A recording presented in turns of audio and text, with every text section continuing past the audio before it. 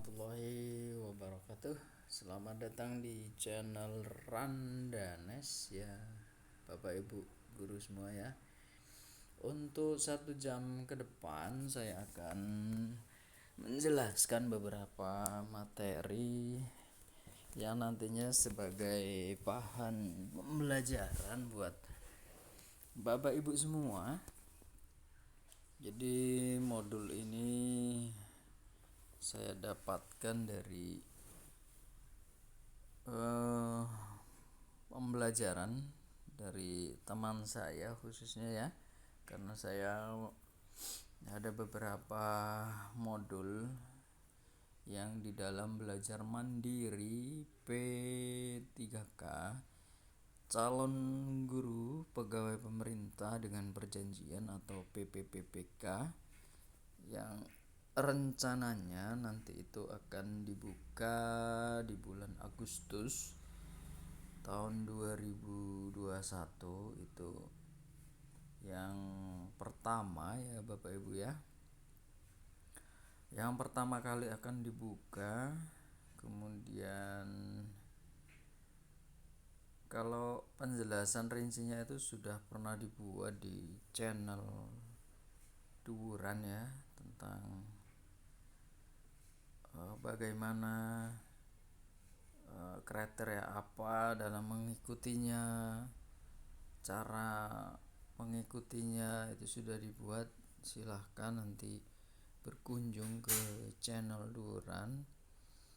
Yang saat ini akan dibahas itu khusus mengenai modul belajar mandiri, mata pelajarannya bahasa Indonesia. Jadi ketika diamati belajar seri, belajar berbagi, belajar mandiri, itu ada beberapa step yang harus diselesaikan ya pada saat itu. Ada pendahuluan, kemudian nanti ada materi dan lain-lain, ada tahapan, kemudian nanti ketemu dengan ini materi ini ya. Kemudian nanti terakhir itu ada sesi bertanya, ada sebuah soal yang nanti akan kita jawab. Dan apabila soal itu mengalami kesulitan, akan diulang kembali. Kita akan mengulangnya beberapa kali sampai passing grade itu bisa ditentukan. Batas standarnya, cirinya apa? Nanti di sana akan berwarna centang. Kalau gagal itu nanti ada merah, tanda merah silang, itu menandakan bahwa gagal dan harus diulang kembali. Dan materi itu sangat banyak sekali, dari nomor 1, nomor 2, 3, 4, 5, 6. Ini adalah materi yang kedua. Bila di bahan pembelajaran itu adalah materi yang kedua. Ini berhasil di-download oleh teman saya, kemudian sempat dibagikan gitu ya. Nah, ini nanti akan menjelaskan. Memang dalam TO yang sudah pernah dilakukan itu tidak jauh dari yang sudah dipelajari ini. Jadi kemungkinan ada harapan besar ya untuk mengikuti dan lolos tes P3K. Itu kemungkinan sangat besar. Yang jelas Bapak Ibu harus belajar pegawai pemerintah dengan perjanjian kerja, calon guru ya. Kuncinya adalah tetap rajin belajar, tetap disempatkan walaupun sesibuk apapun.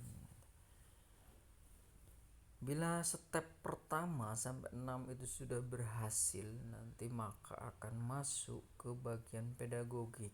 Nah, pedagogik itu juga banyak sekali memahami karakteristik tentang peserta didik, kemudian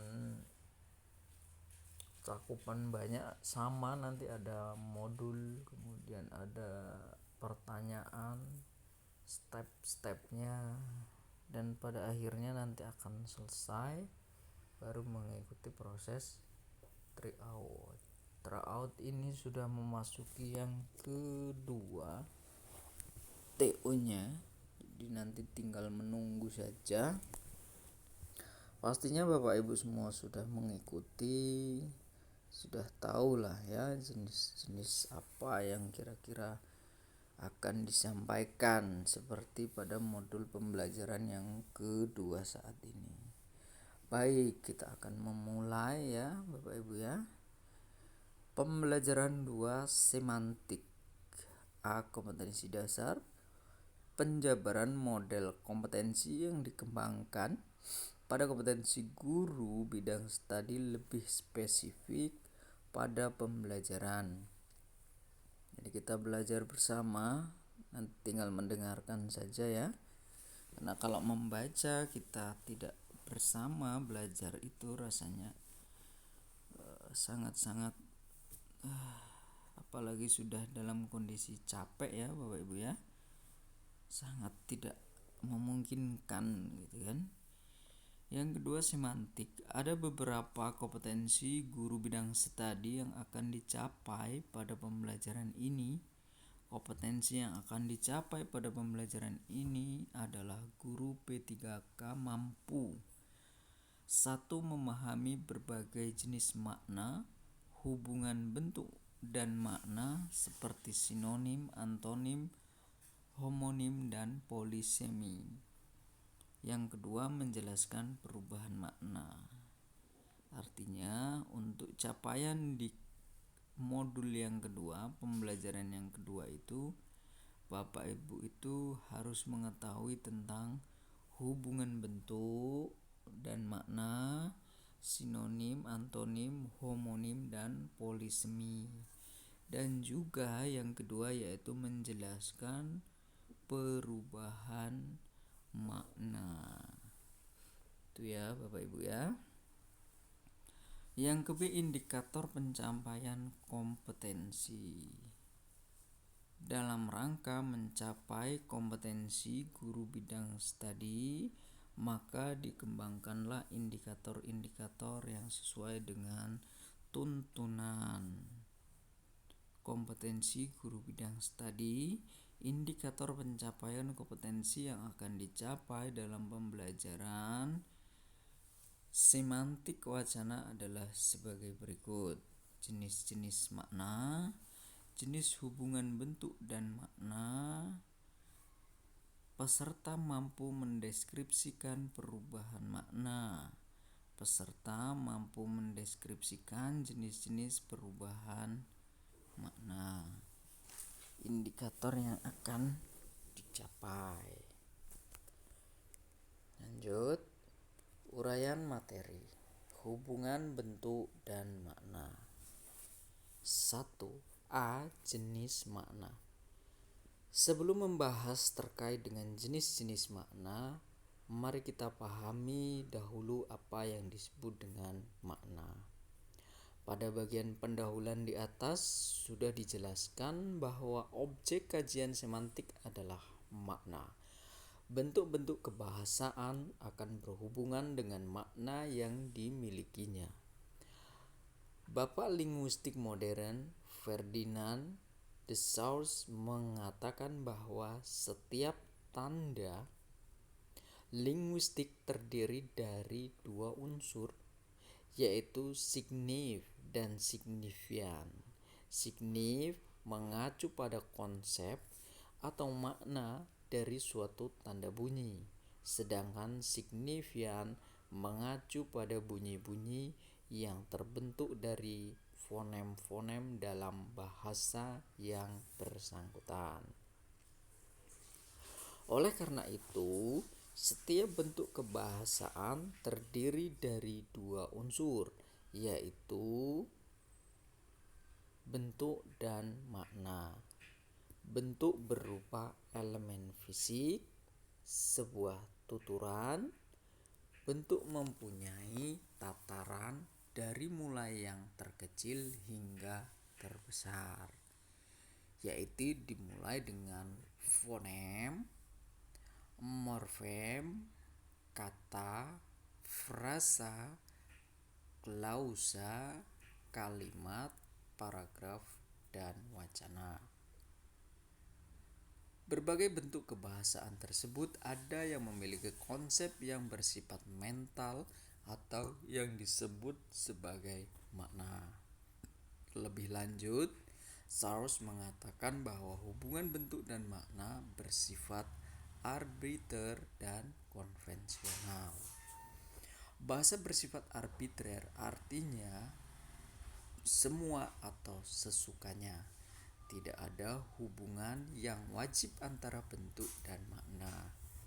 Bahasa bersifat arbitrer menunjukkan bahwa tidak ada hubungan kausal, logis, alami, atau sejarah. Bahasa bersifat konvensional menunjukkan adanya kesepakatan bersama antar penutur. Ini menunjukkan bahwa bahasa sebagai alat komunikasi juga diatur dengan konversi tertentu. Bentuk kebahasaan berhubungan dengan konsep dalam pikiran manusia yang dikenal dengan istilah makna. Konsep seperti ini umumnya berhubungan dengan sesuatu di luar bahasa yang biasa disebut dengan referen. Makna tersebut terdapat dalam satuan bahasa seperti morfem, kata, frasa, klausa, kalimat, paragraf, hingga wacana. Untuk memahami lebih lanjut tentang makna, coba kita cermati kata rawan.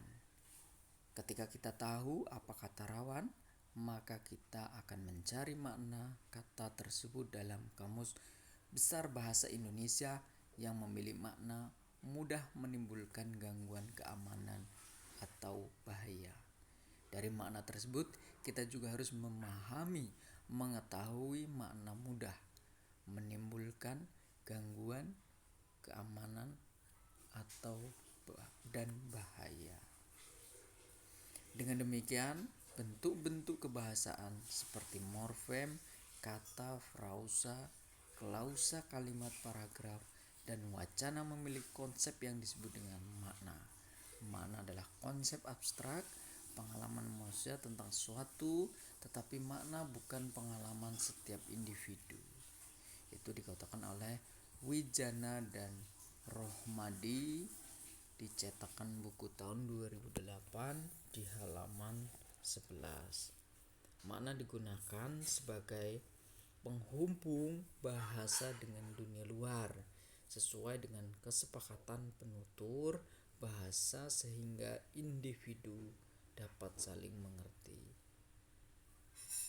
Jaya Sudarma, cetakan buku tahun 2012 halaman 7.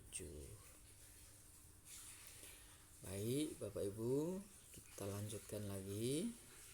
Setelah Anda mengetahui atau mengerti tentang konsep makna, mari kita lanjutkan pembahasan kita tentang jenis-jenis makna. Sebelum kita membahas panjang lebar mengenai jenis-jenis makna, mari kita perhatikan kalimat berikut. 1. Dokter akan melakukan operasi tangan pasien pagi ini. Kedua, TNI akan menggelar operasi di wilayah perbatasan. Kata operasi pada kalimat pertama bermakna tindakan, membedah, atau mengobati. Sedangkan operasi pada kalimat kedua bermakna tindakan atau gerakan militer. Secara bentuk, kata operasi pada kalimat 1 dan 2 sama, namun keduanya memiliki makna yang berbeda. Tentunya masih terdapat kosakata yang memiliki bentuk yang sama, namun memiliki makna yang berbeda. Silahkan Anda temukan kosakata yang lainnya. Secara dikotomis, berbagai jenis makna dikelompokkan menjadi beberapa macam. Pengelompokan makna ini dapat dilihat dengan berbagai sudut pandang. Pateda mengelompokkan jenis makna menjadi 25 jenis makna. Sementara itu, Leitch mengelompokkan jenis makna menjadi 7 jenis makna melalui Sher.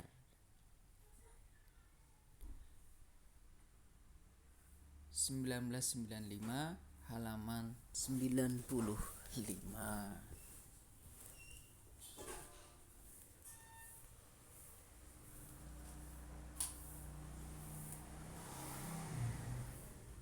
Berdasarkan pengelompokan jenis makna yang dikemukakan oleh para ahli, kemudian Sher 1989 pada buku halaman 60 mengelompokkan jenis makna menjadi 4 kelompok. Berikut jenis makna yang dikemukakan oleh para ahli. Yang pertama, makna leksikal. Dalam kajian semantik, analisis makna dimulai dari yang terkecil hingga yang paling besar. Satuan unit semantik terkecil dalam bahasa adalah leksem. Kedudukan leksem dalam semantik sama seperti kedudukan fonem dalam fonologi dan morfologi. Dalam morfologi yang bersifat abstrak sama dengan halnya leksem. Leksem inilah menjadi dasar pembentukan kata. Wijana dan Rohmadi, cetakan buku tahun 2008 halaman 22. Leksem adalah satuan dari lekson. Jika lekson disamakan dengan kata atau perbendaharaan kata, maka leksem juga dapat disamakan dengan kata. Sher, cetakan buku tahun 1995 halaman 60. Dengan demikian, makna leksikal dapat diartikan sebagai makna yang bersifat leksikon, leksem, dan kata.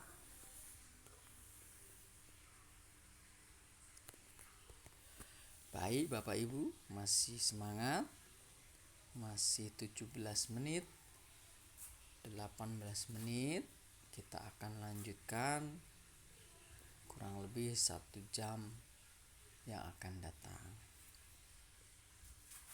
Bapak Ibu boleh menyiapkan cemilan, meminum kopi biar tidak merasa bosan karena durasi kita panjang. Biar tidak jenuh, boleh disamping dengan hidangan-hidangan yang lain. Terima kasih Bapak Ibu yang sudah melihat.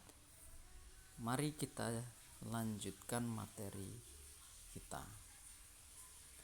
Makna leksikal adalah makna yang makna sesungguhnya sesuai dengan referennya, sesuai dengan penglihatan panca indera. Perhatikan contoh berikut.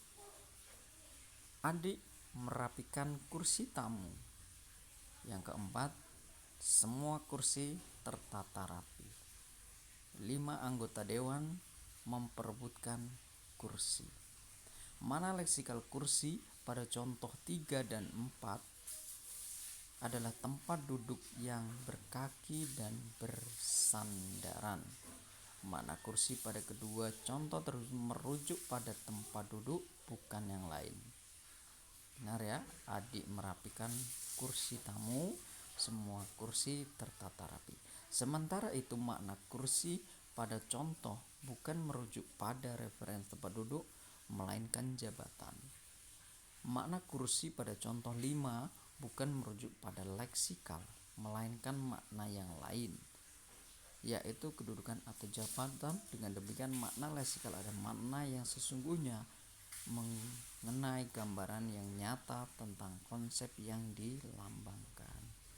Jadi sangat jelas ya Bapak Ibu, leksikal adalah makna yang sesungguhnya. Bila kalau memang kata itu dirasa memang sesungguhnya, berarti itu adalah makna leksikal. Yang kedua, makna gramatikal. Berbeda dengan makna leksikal yang dapat didefinisi tanpa menggunakan unsur lain, makna gramatikal baru dapat diidentifikasi setelah unsur kebahasaan yang satu digabungkan dengan unsur kebahasaan yang lain. Maka gramatikal muncul karena adanya proses gramatikal. Makna ini terjadi karena adanya hubungan antar unsur bahasa dalam satuan yang lebih besar, misalnya kata turunan, frasa, klausa. Perhatikan kalimat berikut. 6. Mangga jatuh dari pohon, adik kejatuhan mangga. Kata jatuh pada kalimat 6 bermakna turun atau meluncur ke bawah dengan kecepatan gravitasi bumi. Kata jatuh dapat menjadi kejatuhan. Kalimat ketujuh yang bermakna ketidaksengajaan, tertimpa sesuatu yang jatuh. Konflik kean sebenarnya tidak mempunyai makna. Konflik ini atau konflik yang lainnya berupa mempunyai makna jika digabungkan dengan unsur yang lainnya. Variasi makna konflik kean ini banyak bentuknya. 8. Para pejabat punya kedudukan. 9. Mereka tahu kelemahan tim kita. 10. Baju ini kemahalan. Seperti yang sudah dijelaskan pada bagian di atas, konflik kean selain bermakna ketidaksengajaan, konflik ini juga dapat bermakna lain, misalnya kedudukan bermakna tempat, kelemahan bermakna memiliki, kemahalan bermakna sifat. Makna gramatikal sangat beragam. Hampir setiap bahasa memiliki aturan gramatikal yang kadang-kadang beda. Misalnya bahasa Indonesia untuk menyatakan makna jamak, bahasa Indonesia menggunakan bentuk ulang. Kata roti menyatakan jumlah 1, sedangkan kata roti-roti menyatakan jumlah yang jamak. Hal tersebut tentu beda dengan jika kita membandingkan bahasa Inggris. Bahasa Inggris untuk menyatakan bentuk jamak kita menggunakan reduplikasi. Tetapi dengan penambahan morfem s atau menggunakan bentuk yang lain, kata bird menyatakan jumlah 1 namun birds menyatakan jamak. Kata child menyatakan tunggal namun children menyatakan jumlah jamak. Kata word menyatakan tunggal namun word menyatakan jamak. Dengan demikian, konstruksi bentuk jamak antara bahasa Indonesia dan bahasa Inggris berbeda. Itu makna gramatikal. Yang ketiga, makna referensial. Baik Bapak Ibu, semoga selalu tetap dalam penyimakan karena durasinya panjang ya Bapak Ibu. Silakan Bapak Ibu dapat istirahat sejenak, bisa dipanjer, hasilnya dilihat, ditonton, didengarkan pakai handset. Tanpa dilihat juga, cukup mendengarkan saja, nanti akan mudah Bapak Ibu ya. Nanti akan diulang terus, dilihat lagi, disetel lagi, diulang lagi. Nanti lama-lama akan terbiasa, jadi akan ingat apa yang saya sampaikan. Pembelajaran dengan cara baru, jadi Bapak Ibu bisa menonton ulang, menyetel ulang lagi, akan teringat lagi, nanti lama-lama bisa menjadi tahu.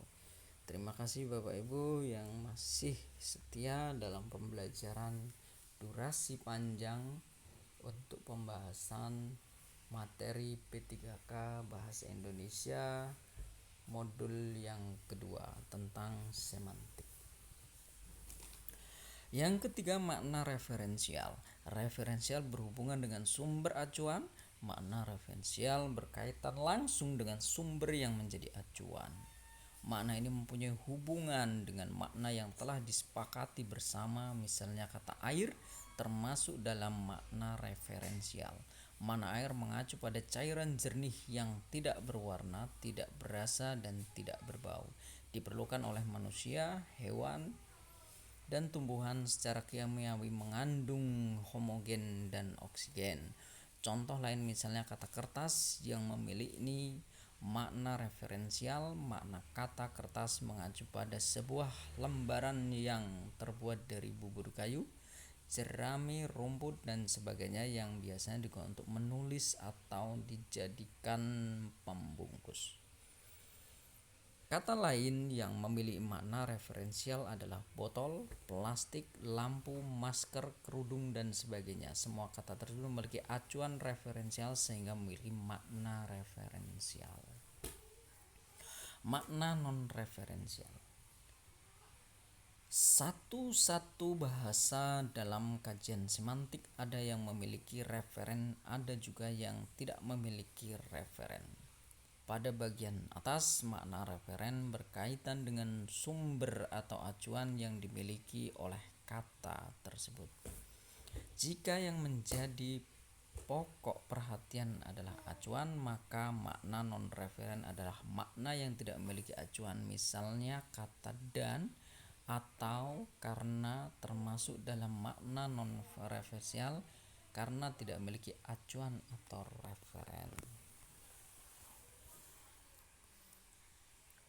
Yang kelima, makna denotatif. Makna denotatif adalah makna yang sesungguhnya, makna dasar yang merujuk pada makna yang lugas atau dasar dan sesuai dengan kesepakatan masyarakat pemakai bahasa. Itu menurut Suwandi, cetakan buku tahun 2008 halaman 80. Pateda, cetakan buku tahun 1989 di halaman 55 mengatakan bahwa makna denotatif merujuk pada acuan tanpa embel-embel apapun.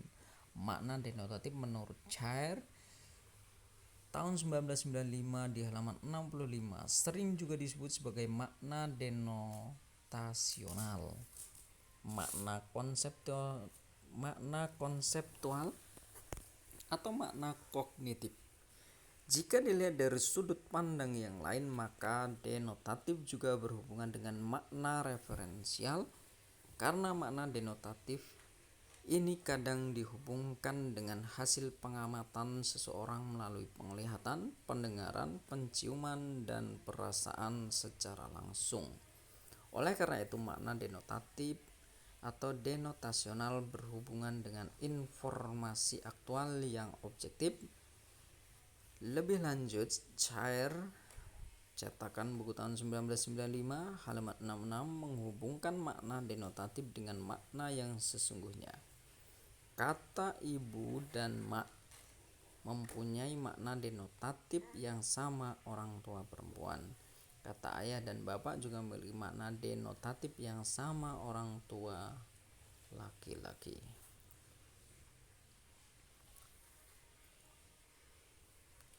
Kata ibu dan mak, kata ayah dan bapak pada contoh di atas memang memiliki makna denotasi yang sama, namun memiliki nilai yang berbeda.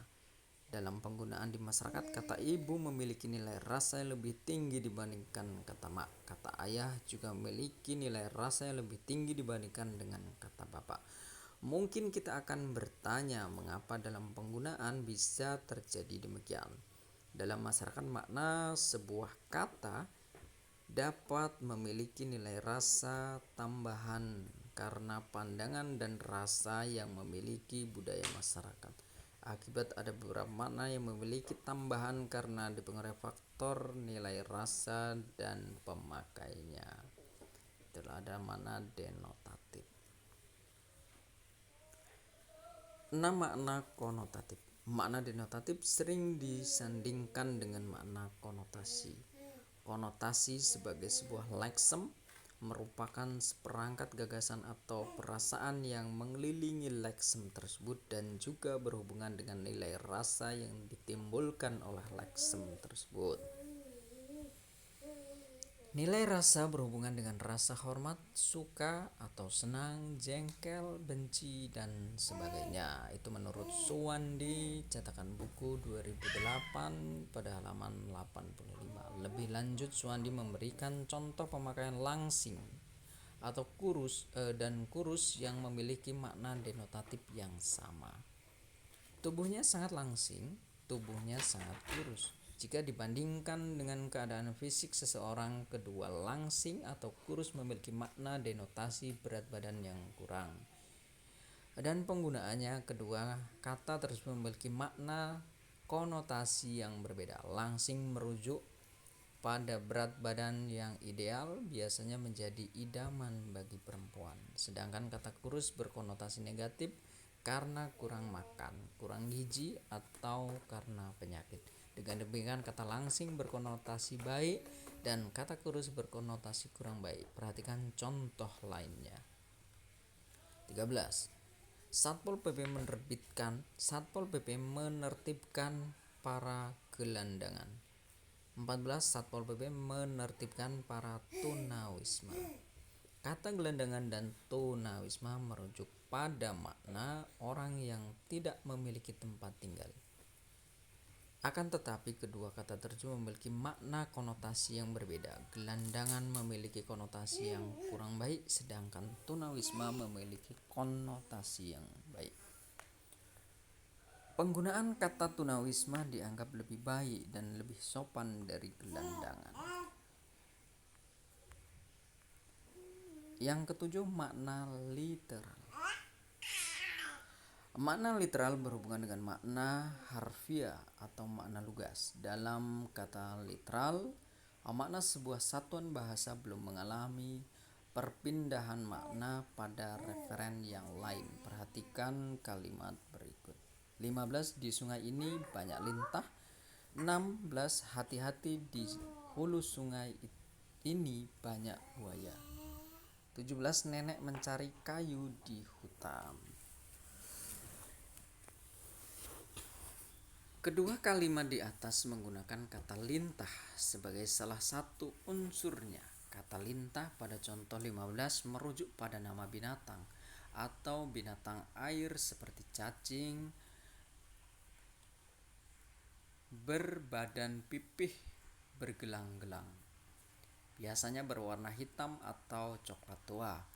Pada kepala atau ujung badannya terdapat alat untuk menghisap darah. Secara lugas, makna kata lintah pada contoh tersebut mengacu pada referen yang sesungguhnya atau hewan penghisap darah. Kata buaya pada contoh 16 di atas merujuk pada salah satu binatang reptil berdarah dingin, bertubuh besar yang berkulit keras, bernapas dengan paru-paru, hidup di sungai atau di laut. Referen buaya mengacu pada salah satu jenis binatang buas yang berbahaya. Sementara itu, kata nenek pada kalimat 17 mengacu pada ibu dari ayah atau ibu. Ketiga kata tersebut semua mengacu pada makna yang sesungguhnya atau makna literal. Baik, akan kita lanjutkan. Ini sudah memasuki menit ke-33, memasuki 34, masih ada waktu kurang lebih 30 menit atau 27 menit ke depan.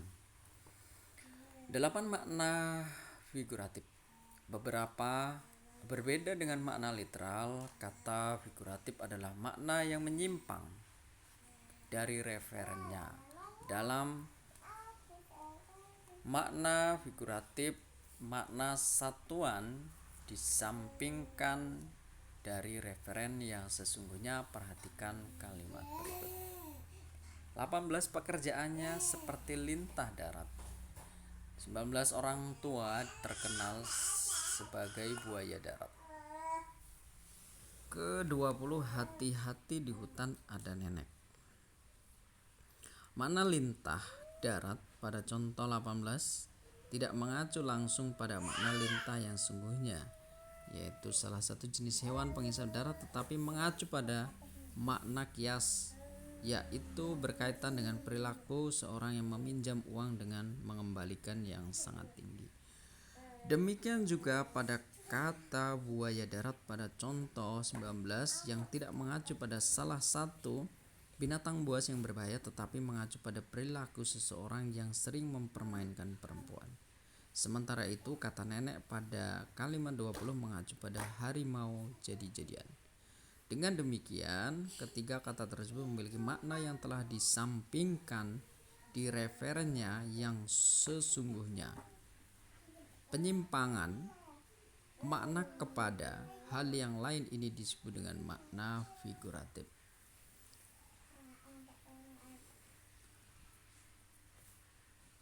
9. Makna primer. Pada bagian awal Anda sudah diperkenalkan dengan konsep makna leksikal, makna denotatif, dan makna literal. Makna tersebut dapat diketahui tanpa bantuan konteks. Wijana dan Rohmadi di halaman cetakan buku 2008 halaman 26 menyatakan bahwa makna-makna yang dapat diketahui tanpa bantuan konteks disebut dengan makna primer. Contohnya tidak ada ya Bapak Ibu ya. Nanti bisa dibahas lagi di atas, dilihat lagi, kemudian nanti dipecahkan. 10 makna sekunder. Selain makna leksikal, makna denotatif, dan makna literal, terdapat juga makna gramatikal, makna konotasi, dan makna figuratif.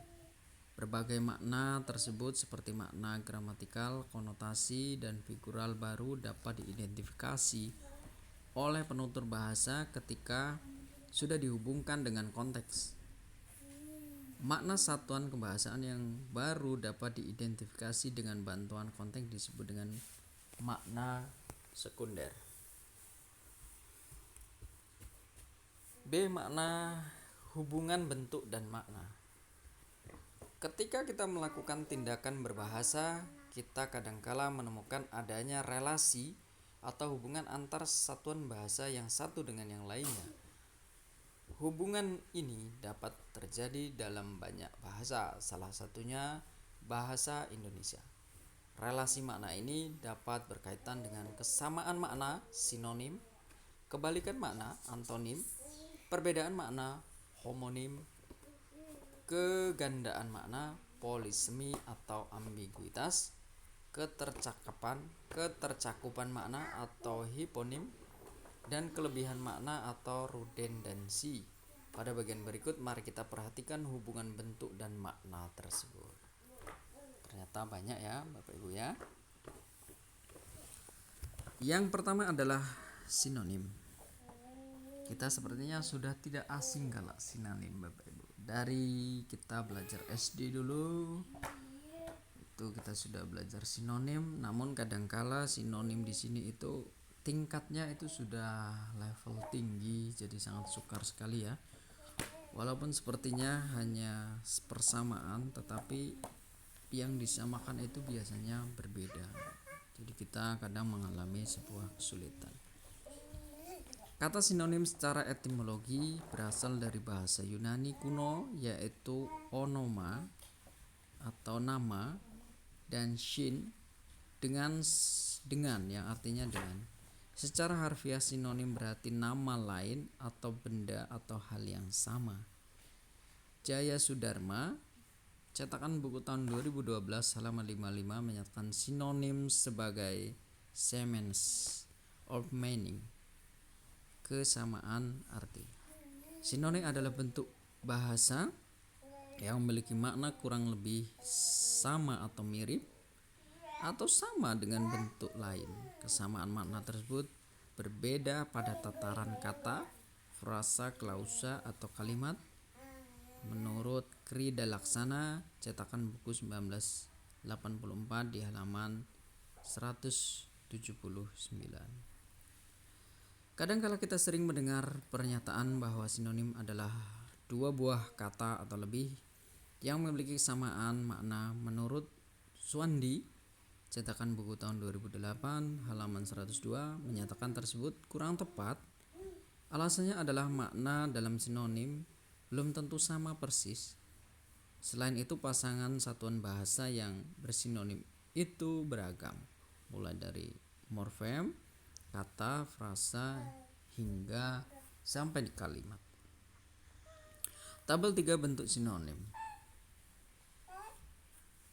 Nomor 1, bentuk sinonim antar morfem. Contohnya adalah dianya. Diva tidak mengingat dia. Diva tidak mengingatnya. Sayaku. Azkia bukan guru saya. Azkia bukan guruku. Nah, itu kan memiliki persamaan, cuman menggunakan kata ganti. Antar kata, Ayu cantik. Perempuan berkerudung itu sangat cantik. Perempuan berkerudung itu sangat ayu. Dapat mampu. Mereka dapat membaca dengan cepat. Mereka mampu membaca dengan cepat. Ketiga kata dengan frasa wafat meninggal dunia. Pak Habib wafat pada 11 Maret 2019. Oh, Pak Habibie, maaf ya. Pak Habibie wafat pada 11 September 2019. Pak Habibie meninggal dunia pada 11 September 2019.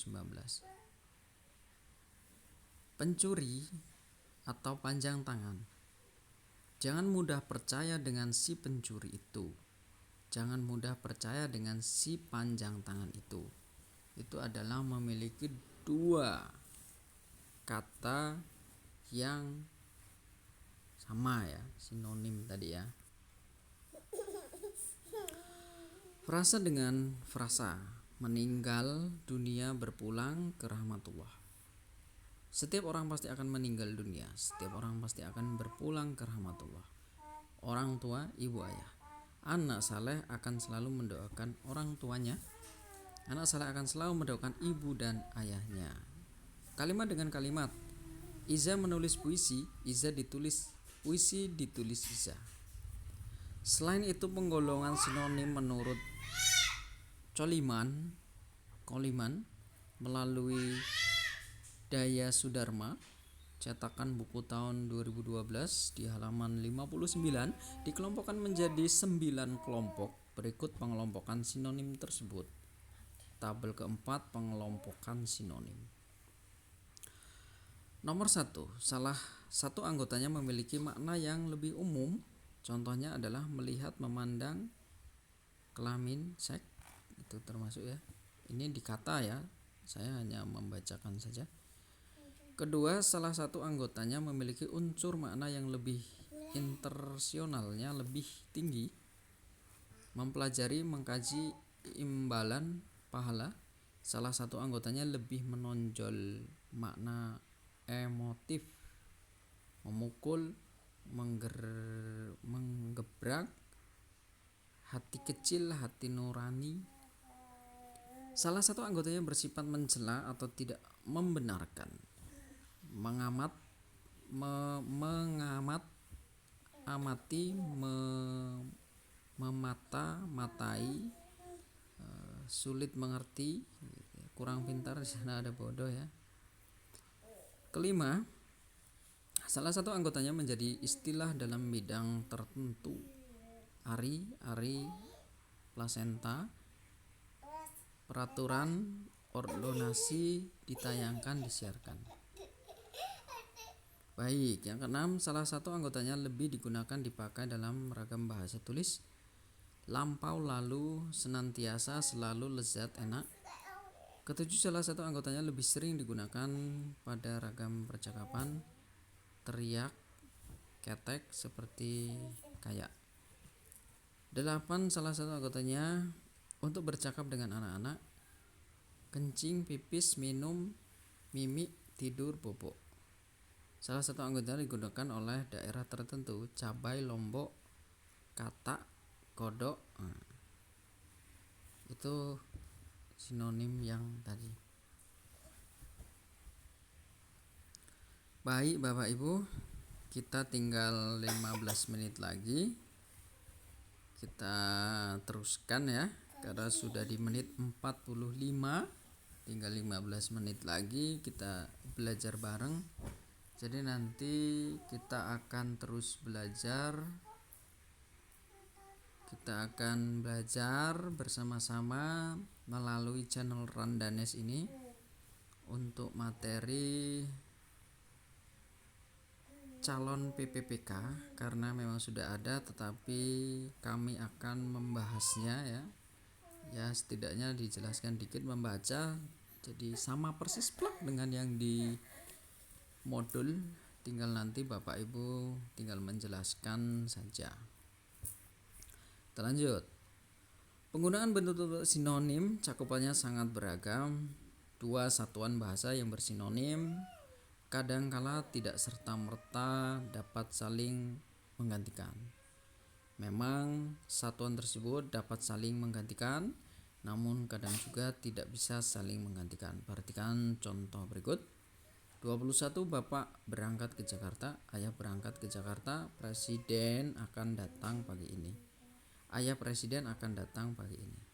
Sinonim Bapak dan Ayah pada kalimat 21, 22 di atas dapat saling menggantikan. Sedangkan pada kalimat 23, 24 sinonim Bapak dan Ayah tidak dapat saling menggantikan.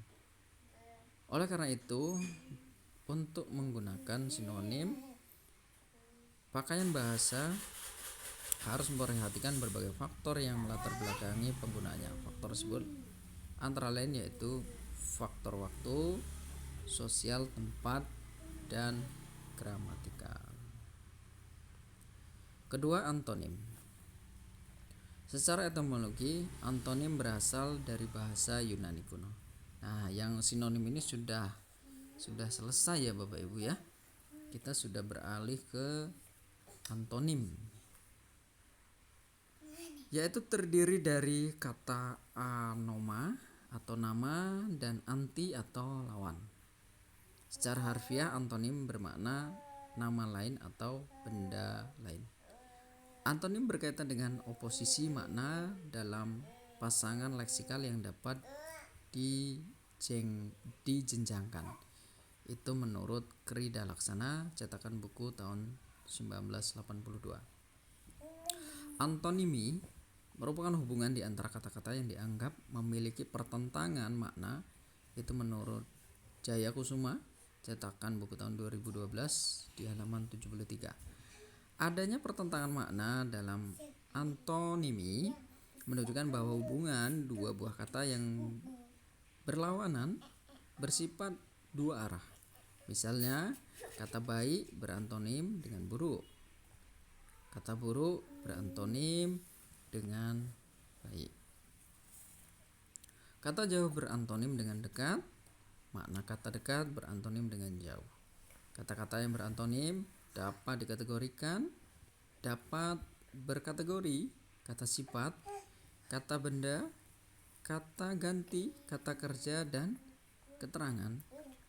Kata tugas seperti dan, karena, untuk, bagi, dan sebagainya tidak memiliki lawan kata, tidak berantonim. Itu menurut Suwardi, cetakan buku tahun 2008 halaman 106 sampai 109. Dan Cir, cetakan buku tahun 2012 di halaman 298 sampai 299 mengelompokkan antonim itu menjadi beberapa jenis. Ada satu, antonim mutlak. Antonim mutlak adalah pertentangan bentuk bahasa yang bersifat mutlak. Misalnya kata hidup berantonim dengan mati. Sesuatu yang masih hidup tentunya belum mati. Sebaliknya, sesuatu yang sudah mati pasti sudah tak hidup lagi. Kata siang yang berantonim dengan mutlak dengan malam. Ketika matahari berada di atas kepala menandakan hari sudah siang. Hari belum gelap atau malam, sebaiknya ketika matahari tenggelam, bumi dalam keadaan gelap, maka disebut malam. Contoh lain antonim mutlak adalah atas dan bawah, muka dan belakang. Kedua, antonim bergradasi. Antonim bergradasi disebut juga dengan oposisi kutub. Pertentangan antonim jenis ini tidak bersifat mutlak atau relatif. Misalnya kata besar dan kecil, ukuran besar dan kecil itu relatif. Sebelum benda dikatakan besar atau kecil, karena diperbandingkan antara unsur yang lain, mobil bus dianggap besar jika disandingkan dengan mobil sedan. Dengan ukuran mobil sedan dianggap lebih kecil daripada bus. Sementara itu, ukuran mobil sedan dianggap besar jika disandingkan dengan sepeda motor. Contoh antonim bergradasi lainnya adalah tinggi rendah, panjang pendek, murah mahal, jauh dekat. Pada umumnya, kata-kata berantonim bergradasi berkategori kata sifat atau adjektif. Antonim relasional. Antonim jenis ini dapat dilihat berdasarkan kesimetrian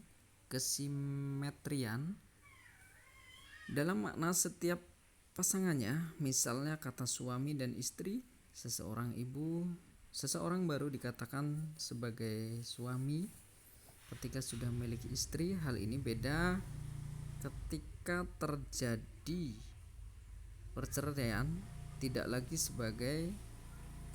disebut lagi dengan suami tetapi duda. Contoh lain adalah maju mundur, memberi dan menerima, guru dan murid. Antonim hierarkial.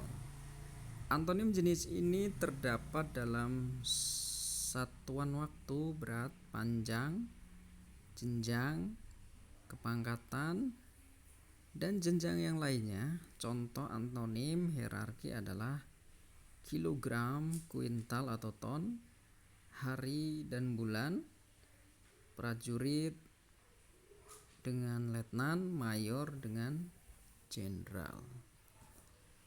Kelima, antonim resiprokal. Antonim resiprokal adalah antonim yang bersifat timbal balik. Makna dalam antonim ini saling bertentangan, namun secara fungsional keduanya mempunyai hubungan yang sangat erat dan bersifat timbal balik. Contoh antonim ini adalah mengajar dan belajar, menjual dan membeli, mengirim dan menerima. Ketiga, homonim. Sama seperti halnya dengan sinonim dan antonim, homonim, homonimi berasal dari kata Yunani, kata onoma, nama, dan homo atau sama. Hominimi berarti nama yang sama untuk benda atau hal yang lain. Dengan kata lain, homonimi adalah hubungan antar kata yang ditulis dan atau dilafalkan dengan cara yang sama dengan kata yang lain, tetapi maknanya tidak saling berhubungan. Itu menurut Krida Laksana, cetakan buku tahun 1984 di halaman 68. Misalnya kata buku yang memiliki dua makna, lembar kertas yang berjilid biasanya berisi tulisan, tempat-tempat pertemuan dua ruas, jari, bulu, tebu, ya. Relasi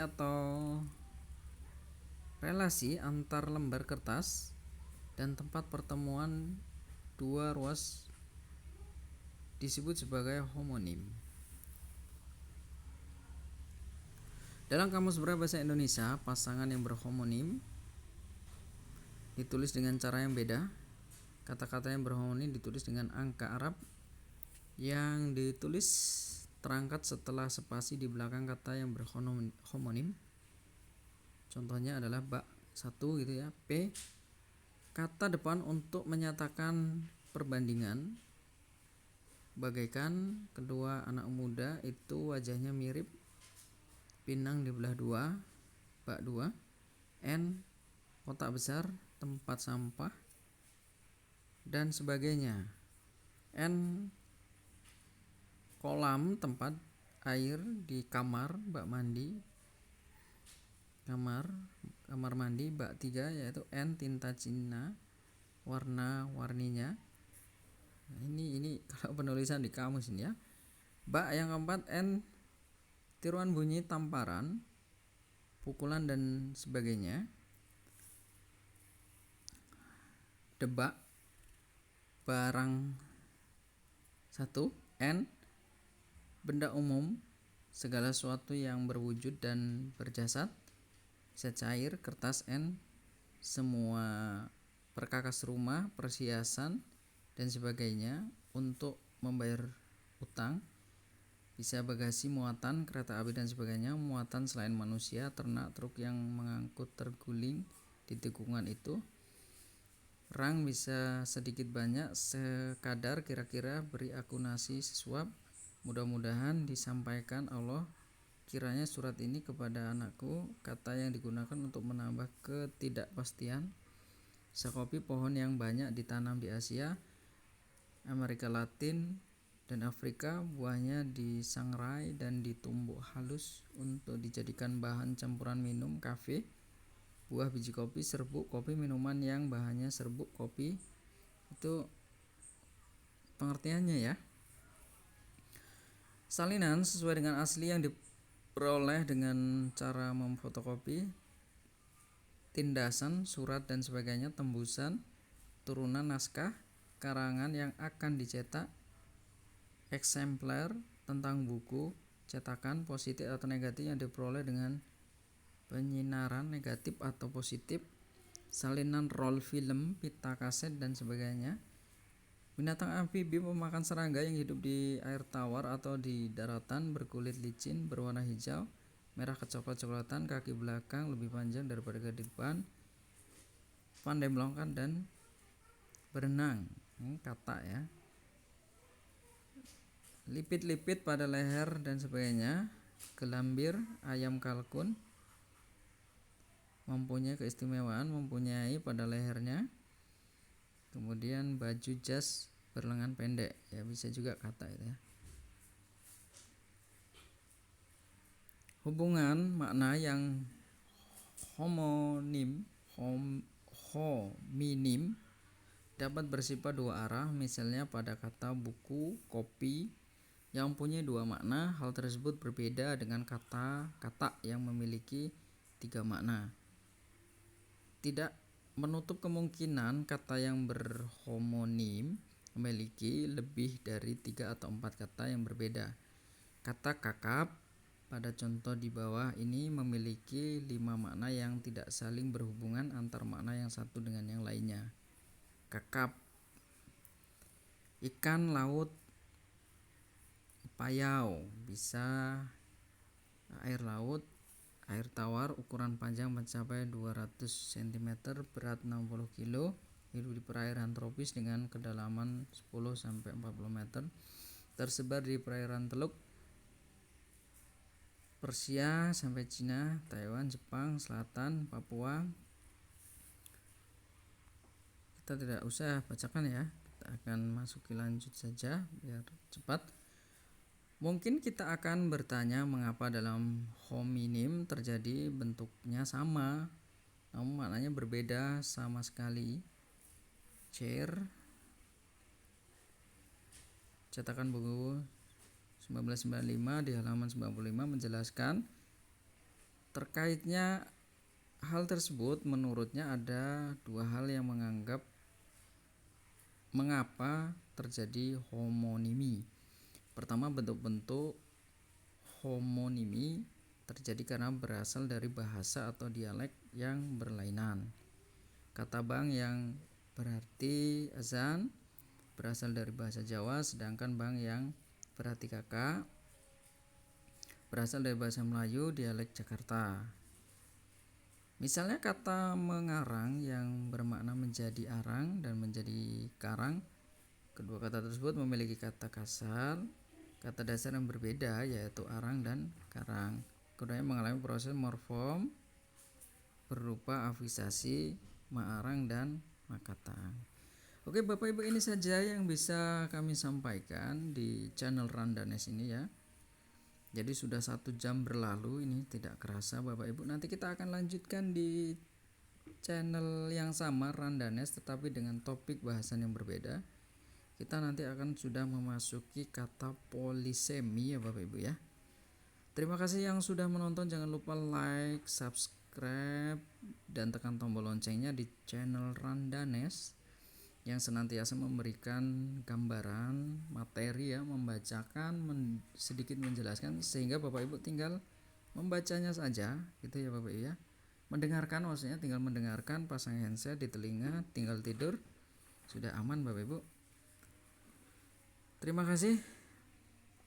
Saya akhiri. Wassalamualaikum warahmatullahi wabarakatuh.